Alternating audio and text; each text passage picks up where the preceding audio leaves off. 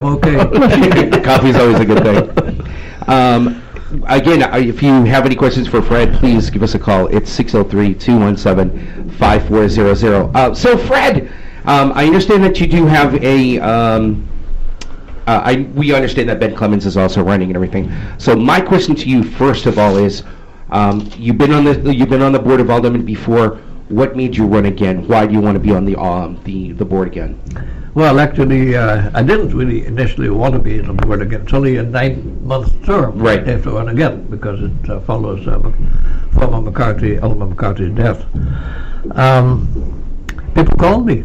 They said, Clemens is running, and nobody's opposing him. And how can you have an election if someone runs unopposed? Not much of an election. And the city, I called the city, said, no, we're going to have people staffing the polls no matter what. From 6 in the morning till 8 in the evening. And if they only have one candidate, I said, what's the point? I said, well, we have write-ins. Well, good night. Good night. So I said, well, and then one other guy called me, Mark Cookson called and says, I got 30 signatures ready to go. You got to have 50 signatures to file.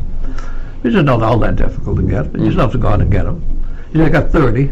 Turns out it was only 17, but that's okay. And then Hovensey called and she says, I got some 10 signatures, and she had actually 10 signatures. And so I went to get a few, and next thing I know, my head is in the ring. And Nice. Once you get in the ring, then of course, then it gets pretty tough soon thereafter. I have a question. Go ahead. What is the job of an alderman? An alderman's like a councilman. You know what a councilman is. Yep. And the term alderman, now they call themselves older women. At the time when I was in, there was no such thing as older woman. And sign the time, now they call Times them are older woman. Correct. Even though the charter says you can only have older men. Yeah. What do they do to city council? They basically approve the budget. They approve all the spending. Yeah. They represent both people in the wards and people at large.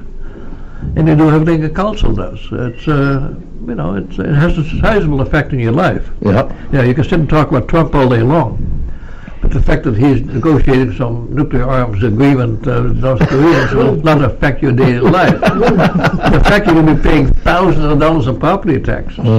The fact that potholes in the street that bust your wheel. Yeah. The cops, they may get rough or not get rough, okay? Those are all under automatic control because you control their budget. Yeah.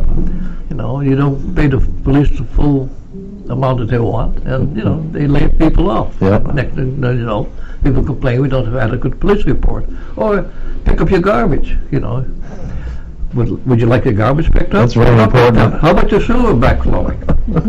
Not backflowing. Okay, you'd like to have the garbage go out and the sewer go out, right? Yeah. And water and clean water come in. Clean water also. The city owns the water works. Now you're a certain section of Nashua that alderman. No, actually, he's running for an alderman. At large.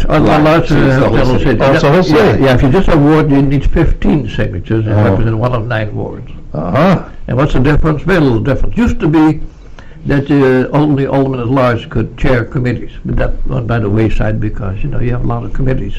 The only real difference is to be the president of the board, you have to be an alderman at large. Nice.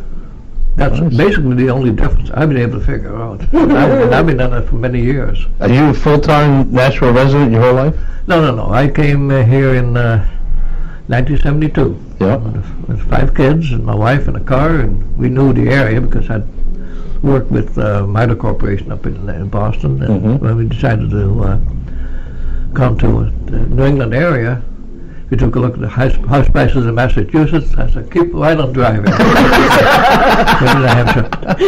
And it's a sizable difference. Then, cost-wise, a sizable difference. So where did you come from? Where? At the time, you mean originally or Yeah. before I came here? You said 1972 is when you moved here. I but- came here from Florida. I lived in Florida. Before that, I lived in Columbus, Ohio. Before that, I lived many years in California. And before that, I lived in Miami Beach. And before that, I came from Aruba, where I lived as spent my youth. And before that, I came from the Netherlands, where I was born. Kimber was from Ohio. Say the town you're from. Maybe you know. City, Ohio.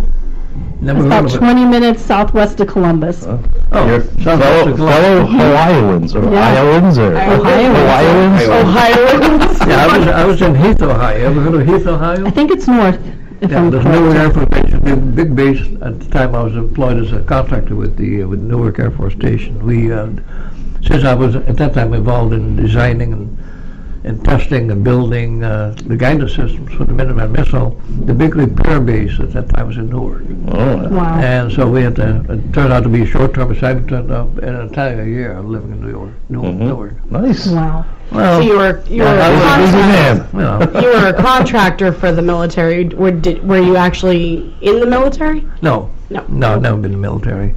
No, when I came out of school, one of the reasons I went to engineering school, back in those days, you got a automatic deferment, not to serve in the military. I figured I couldn't last. I figured I'd be sent to Leavenworth, short order. And now you have an I wouldn't fit. I wouldn't fit. Now you have an extensive engineering career. If I looked at your Oh resume. yeah, correctly. years and years and years, all kinds of different stuff. And the last job I had was Yucca Mountain in Nevada, the nuclear waste disposal plant. That never happened, but it went a long way. Well, they're still secretly disposing nuclear stuff. But, they don't tell anybody. You know, Keep it quiet. Kim, you had a couple of questions. Sure. Well, one of them, Fred's already touched on, was how important local government is to shaping the community lives. Of course, he's already touched on, all the stuff that people don't realize that the city council does. Another thing I wanted to touch on was Nashua has the Holocaust Memorial, and if I understand right, you were solely responsible for that. well, not solely. I mean, we've got a lot of contributions. Right, but you were the privately- one man well, that got the the ball rolling. $150,000. Well, and the key is that, the difficulty is getting land. And, you can't put it in the back of your basement. You got that land. So they have talked the city into, allocating a sizable piece of parkland. And they donated that for the purpose of the memorial. And of course, then had to do fundraising and building. And it took about 6 years to build it. Yeah. We dedicated it back in 2014. We started in 2009. Now, for anybody that isn't from Nashua and they want to go and visit the Holocaust, Right. where would they go? It's on Main Street. It's right opposite Globe Plaza. It used to be Seminole Plaza. I forgot exactly the number now, but if you know where Globe Plaza, Seminole Plaza is, you can't miss it. The big sign, the opposite side, there's a big park. There's actually two parks that are separated by a not a river, you can call it a little piece of waterway, but it's very nice. I've been trying to get a bridge built from what I call the bad side, Holocaust side, to the nice side, which is the labyrinth side. I still haven't built a bridge, but it's not a pleasant side. I mean, it's all stones. It's all built of stones. It is very nice. Biblical sculpture. It's the only Holocaust you're going to find where you find both the old scripture quoted and the new scriptures quoted. Because I have always felt that the Holocaust is not exclusively a Jewish thing. After all, there's 80 million people died in World War II. 80 million. 25 million were Russians. Less than 1 million Americans, but the British suffered immensely. The French did, and civilians, terrible. So There was a lot of So one last thing is it has. I haven't seen any other Holocaust memorial. I've seen many of them. I think the only other one I've seen is in Boston. Yeah. Well, Boston. Yeah, that's with the Which is it's glass. creepy. That's It's kind Faneuil of creepy. I think actually it's a little too fancy for my taste. It's a little creepy. That just recently got vandalized, too. You walk through it, and they have like these glass, like Yeah. almost like they almost look like elevator, like, and it shoots like mist on you and stuff. It's kind of creepy. Yeah, I don't think that's missed. It's like steam. I don't know. I've gone It's kind of through it. creepy. They put a mist on me. I didn't quite understand what the point of the mist was. So all right. So they look like glass elevator shafts, and it's a pathway. Yes. And the steam and the mist is it's the recreation of, unfortunately, the people that died in the concentration camps. And it's so it. Well, then they should use black smoke. Yeah. I mean, that's the whole point. I mean, these people were burned in pits by the thousands. Okay, And that's what they're trying to simulate. Well, It's really creepy, but it gives Yeah. you that. Well, I'm glad you told me that. Now I'm not going to walk under it. Well, it should be black smoke. But if they make it black smoke, covered with black smoke, Yeah. and I don't think people. I think they went with the environmental aspect of it. Well, what there's one thing they have in this memorial, just to leave that point, is Pan Am contacted me and said, how'd you like to have a railroad track put in the memorial to simulate, what actually happened when people have put in these trains, went through a horrible trip, 2 or 3 day trip to wind up in a death camp. And if you go there, you find actual rail track. In fact, the city of Nashua keeps asking about commuter rail. Yeah. Well, actually, Nashua actually owns, because we transitioned it back to them, 56 feet of track. It's the only track that the city of Nashua owns. Oh my God. Which is a great segue because there are two important questions that we're getting that people want to learn about. There's a great a few articles actually in the National Telegraph. You've elaborated a little bit, but here on the show, that question, the commuter rail. Is it feasible? Is it something that we need here in Nashua? What's your thoughts about that? And my thought is that it's an old technology.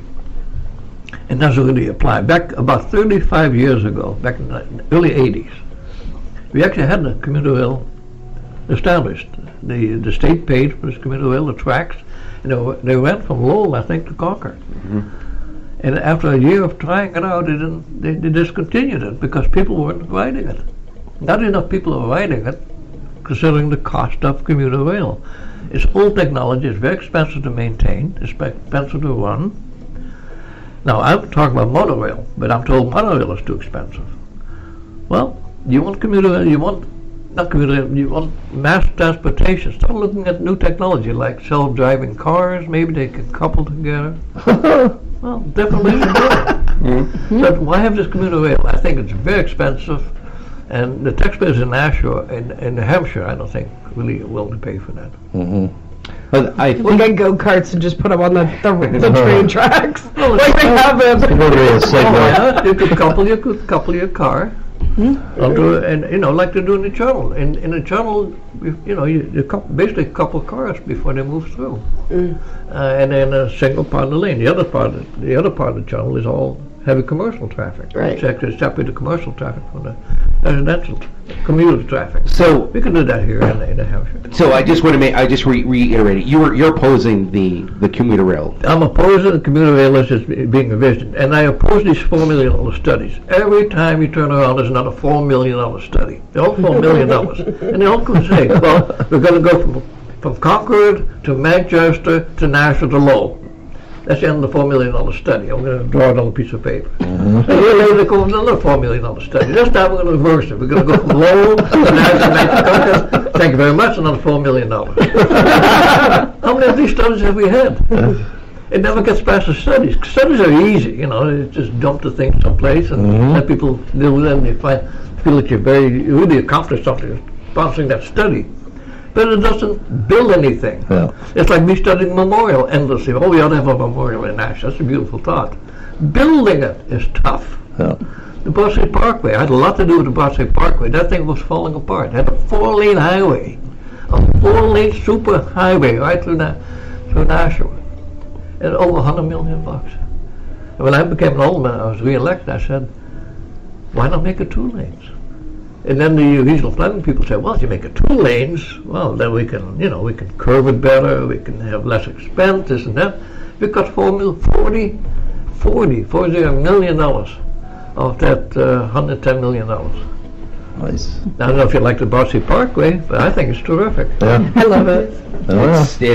It makes things a lot easier getting from exit 6 all the way into. That's the road that when we left the Lafayette Club that takes you. That's correct. Yeah. That's the Broadway Parkway.